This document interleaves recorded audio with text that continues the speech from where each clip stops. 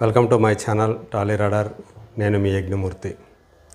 హరిహర వీరమల్లు మరోసారి వాయిదా పడిందని చెప్పి సమాచారం అందుతుంది.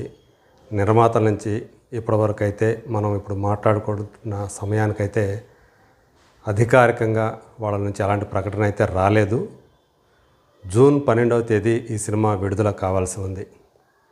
అయితే సమస్యల సుడిగుండంలో చిక్కుకున్నటువంటి, అందులోనూ ఆర్థికపరమైనటువంటి సమస్యల్లో చిక్కుకోవటం వల్లే ఈ సినిమా విడుదల అనేది అనివార్యంగా వాయిదా పడుతూ వస్తుంది అని ఇండస్ట్రీ వర్గాల వాళ్ళు చెప్పుకుంటూ ఉన్నారు. 2025లో ఇప్పటికి 3 సార్లు ఈ సినిమా అధికారికంగానే వాయిదా పడిందని చెప్పాలి. మొదట మార్చిలో రావాల్సినటువంటి సినిమా మేకి వాయిదా వేశారు. మేకి రావాల్సిన సినిమాని జూన్ 12న వాయిదా వేశారు. ఇప్పుడు మరి ఎప్పుడు వస్తుంది అనే దాంట్లో అనిశ్చితి కొనసాగుతుంది.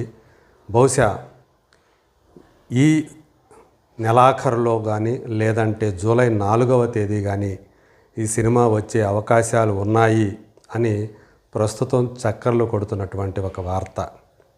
ఎందుకని హరిహర వీరమల్లుకి ఈ పరిస్థితి వచ్చింది? పవన్ కళ్యాణ్ లాంటి టాప్ హీరో చేసినటువంటి సినిమా. ఎందుకంటే ఇది 4.5 సంవత్సరాల నుంచి నిర్మాణ దశలోనే ఉండటం, అనేక కారణాలు. సో ఈ సినిమా ఆ జాప్యం జరుగుతూ వచ్చింది. నిర్మాణంలో షూటింగ్ అనేది ఎప్పుడూ కూడా సజావుగా కొనసాగలేదు. అనేక సమస్యలు. అందులో ప్రధానమైనది పవన్ కళ్యాణ్ రాజకీయాల్లోకి వెళ్ళటం వల్ల, ఆయన రాజకీయ కార్యాచరణ వల్ల, ఎన్నికల కారణంగా మంత్రి పదవి, అందులోనూ ఉప ముఖ్యమంత్రి పదవి చేపట్టడం వల్ల ఈ రకమైనటువంటి బాధ్యతలు, రాజకీయపరమైన ప్రభుత్వపరమైన బాధ్యతల వల్ల ఆయన చాలా కాలంగా ఈ సినిమా షూటింగ్లోకి రాలేకపోయారు. అంటే బ్యాలెన్స్ ఉన్నటువంటి చాలా తక్కువ రోజులే ఆయన పార్ట్ మిగిలి ఉంది. మిగతా అన్నీ కూడా షూటింగ్ అంతా కూడా పూర్తయి ఉంది. ఆయన కాంబినేషన్లో ఉన్న సీన్లు మాత్రం కొన్ని మిగిలిపోయాయి. సో దానికోసం ఇంతకాలం ఆగాల్సి వచ్చింది. పైగా దర్శకుడి సమస్య కూడా ఒకటి ఈ సినిమాకి ఎదురయ్యింది. గత సంవత్సరమే ఈ సినిమా నుంచి డైరెక్టర్ క్రిష్ అధికారికంగా తప్పుకున్నాడు ఆయన. సో ఇంకా ఈ సినిమాతోటి ట్రావెల్ చేయలేను అని భావించినటువంటి ఆయన అప్పటికే 50-60% సినిమాని పూర్తి చేశాడు.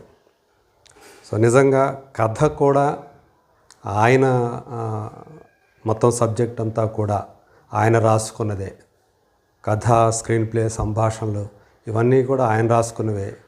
మరి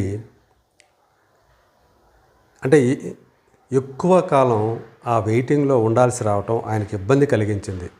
సో ఈ టైంలో మరో సినిమా చేసుకోవచ్చు కదా అని భావించిన ఆయన తర్వాత అనుష్క కథానాయికగా, అంటే హీరోయిన్ ఓరియంటెడ్ ఘాతి అనేటువంటి ఒక సినిమాని ఆయన ప్రారంభించాడు. దాని సినిమా షూటింగ్ కూడా పూర్తయిపోయింది. ఇప్పుడు అది కూడా విడుదలకు సిద్ధంగా ఉంది. వచ్చే నెలలో అంటే జూలైలో ఆ సినిమా, జూలై 11న ఆ సినిమా రావటానికి రెడీ అవుతూ ఉంది. అందువల్లే ఈ హరిహర వీరమల్లు సినిమాకి 2వ దర్శకుడిగా నిర్మాత ఏఎం రత్నం కుమారుడైనటువంటి జ్యోతికృష్ణ వచ్చాడు. సో మిగిలిన భాగానంతా కూడా ఆయన కూడా ఈ సినిమా సబ్జెక్ట్ని ఓన్ చేసుకొని మొత్తానికి సినిమాని పూర్తి చేశాడు. అయితే ఇంతకాలం ఈ 4.5 సంవత్సరాల పాటు ఈ సినిమా అండర్ ప్రొడక్షన్లో ఉండటం వల్ల ఖర్చులు తడిసి మోపుడయ్యాయి. వడ్డీలు ఊహకి అందని రీతిలో వెళ్ళిపోయాయి. ఇప్పుడు ఈయనకి అంటే ప్రధానమైనటువంటి సమస్య ఆ ఫైనాన్స్ క్లియరెన్స్ అనేది.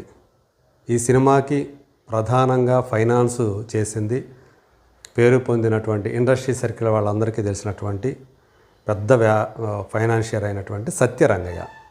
ఇప్పుడు ఈ సినిమా రిలీజ్ కావాలంటే ఆయనకు ఆ ఫైనాన్స్ అంతా కూడా చెల్లించేయాలి, తిరిగి తీసుకున్నదంతా కూడా చెల్లించేయాలి. అలాగే ముంబైకి చెందినటువంటి సరిగమ కంపెనీకి కూడా అక్కడి నుంచి కూడా ఈయన ఫైనాన్స్ తీసుకున్నారు అని, అది కూడా చెల్లించాల్సినటువంటి బాధ్యత ఆయన మీద ఉందని చెప్తున్నారు. అవి వాళ్ళకి ఆ ఫైనాన్స్ క్లియరెన్స్ అనేది పోవాలి అంటే ముందల ఈ సినిమా అమ్ముడు పోవాలి. ఇప్పటి వరకు కూడా ఈ సినిమా అమ్ముడు పోకపోవటం అన్ని ఏరియాలకు కూడా, అంటే నిర్మాత ఏఎం రత్నం చెబుతున్నటువంటి రేట్లకి బయ్యర్లు కోట్ చేస్తున్న రేట్లకి సంబంధం లేకుండా ఉంది. అందు గురించే ఇప్పటి వరకు కూడా ఈ సినిమా అమ్ముడు పోలేదు. అంటే మొత్తం ఏపీ తెలంగాణ రెండిటి కలిపి కష్టం మీద 90 కోట్ల నుంచి 100 కోట్ల వరకు బిజినెస్ అయ్యే అవకాశాలు ఉన్నాయని చెప్తున్నారు. అయితే అవి అయినప్పటికీ కూడా ఆ నిర్మాతకి ఆమోదయోగ్యంగా లేకపోవడం వల్ల ఇప్పటివరకు కూడా అది కాలేదని చెప్తోంది. అడ్వాన్సులు ఇవ్వటానికి వచ్చేవాళ్ళు కూడా చాలా తక్కువగానే ఇవ్వటానికి రెడీగా ఉన్నారు. సినిమా రిలీజ్ ముందే మిగతా అంతా కూడా వాళ్ళు చెల్లిస్తారు. మరి సినిమా పూర్తి కావాలి, ఇంకా చాలా విఎఫ్ఎక్స్ వర్క్ ఇంకా పూర్తి కావాల్సి ఉంది, ఇంకా కొంత వర్క్ పెండింగ్లో ఉందని చెప్తున్నారు. ఈ లోపల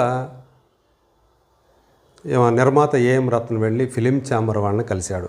సో తన తరపున ప్రభుత్వాన్ని, తెలంగాణ ఆంధ్రప్రదేశ్ ప్రభుత్వాన్ని ఆ టిక్కెట్ల రేట్లు పెంచమని థియేటర్లో, అలాగే అదనపు షోలు అడగమని చెప్పేసి ఆయన ఒక అప్లికేషన్ ఇచ్చాడు. సో ఆయన భరత్ భూషణ్ అంటే ఫిలిం ఛాంబర్ ప్రెసిడెంట్ కలవటంతో జూన్ 12 సినిమా వస్తుందని చెప్పేసి అభిమానులందరూ కూడా ఆశపడ్డారు. సో వాళ్ళ ఆశలన్నీ కూడా ఇప్పుడు నీరు కారిపోతున్నాయి అని చెప్పేసి వినిపిస్తూ ఉంది. సో మరి ఎప్పుడు వస్తుంది ఏంటి? ఇప్పుడు ఇదే పెద్ద అంటే చిక్కుముడి వేయడనటువంటి ఒక ప్రశ్నలాగా తయారైంది. సో ఈ నెలలో రెండు సినిమాలు, అంటే ఒక కుబేర లాంటి శేఖర్ కమ్ల డైరెక్ట్ చేసినటువంటి ధనుష్, నాగార్జున, రష్మిక మందన్న ప్రధాన పాత్రధారులైనటువంటి కుబేర సినిమా 20వ తేదీ రిలీజ్ అవుతుంది, జూన్ 20న. అలాగే జూన్ 27వ తేదీ కన్నప్ప సినిమా వస్తుంది.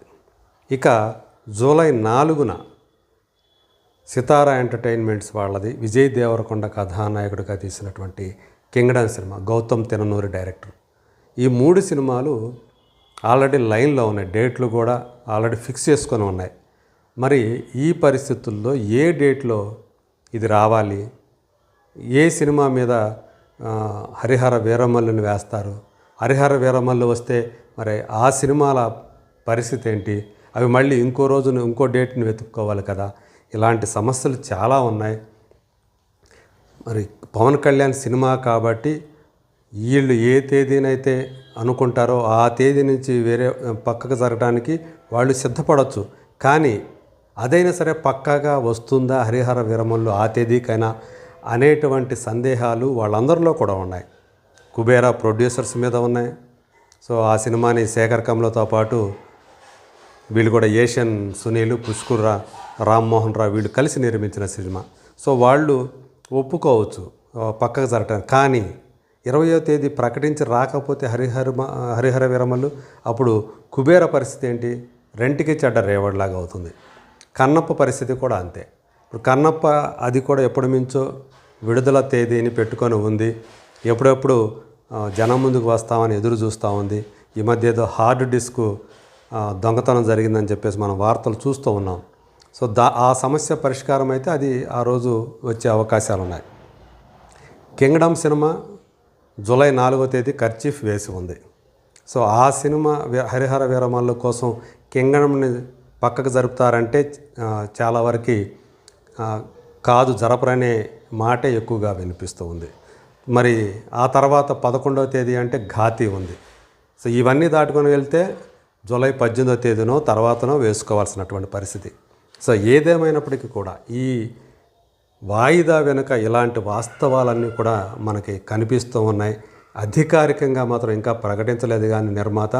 సో ఆయన పవన్ కళ్యాణ్ని నమ్ముకొని ఉన్నారు. మరి ఆయన మునుగుతారా, నడి సముద్రంలో మునుగుతారా, లేదా పవన్ కళ్యాణ్ ఆయన నడి సముద్రంలో నుంచి బయటికి తీసుకువస్తారా అనేది మాత్రం ఇప్పుడు $1 మిలియన్ ప్రశ్నగా ఉంది. మరి రాబోయే రోజుల్లో ఏం జరుగుతుందో చూస్తాము. ఎందుకంటే ఈ సినిమా కోసం పవన్ కళ్యాణ్ చాలా కష్టపడ్డాడు. ఆయన చాలా